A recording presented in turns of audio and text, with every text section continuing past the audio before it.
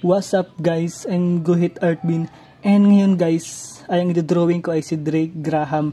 And ngayon guys, ay nag-iisip ako ng art style, kung anong art style yung gagawin ko sa kanya. And naisip ko na gawin na tulad ng ginagawa ni Guhit Jess na pag-drawing gamit ang tatlong daliri. And ayun nga dito guys, ay kinuha ko yung mga ballpen na gagamitin ko. And ito sila guys, yan, tatlong ballpen na HBW. And kinuha ko na rin yung paper tape na ginagamit ko para ipantali sa ballpen at sa mga daliri ng mga kamay ko. And ito siya guys, yan. And ayun guys, itali ko na siya sa mga daliri ko. And ito, grabe naman to, yan, tali ko na siya sa mga daliri ko guys. Mag-isa lang akong tatali.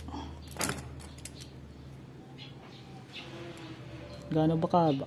Yan, ganito na lang. Yan.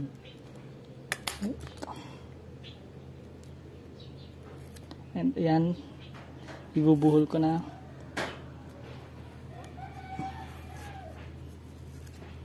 Ang hirap. Isa lang ako tatay.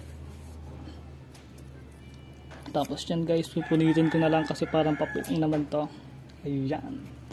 And then yung isa, ididikit ko na rin. Okay. Kano ba? Relax na pa.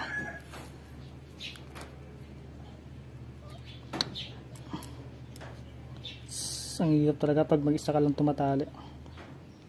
Pag wala kang katulong. Ayan. Ay, syata.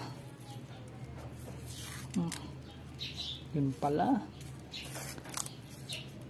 Ayan guys. Okay. And ito medyo mahirap kasi dito banda yan. Hindi ko na masyado mahawakan yung ballpen. Ouch man. Ano ba? Hirap naman. Hirap nang walang katulong eh. Mag-isa lang kasi ako dito guys eh. Isa lang ako ngayon dito sa bahay.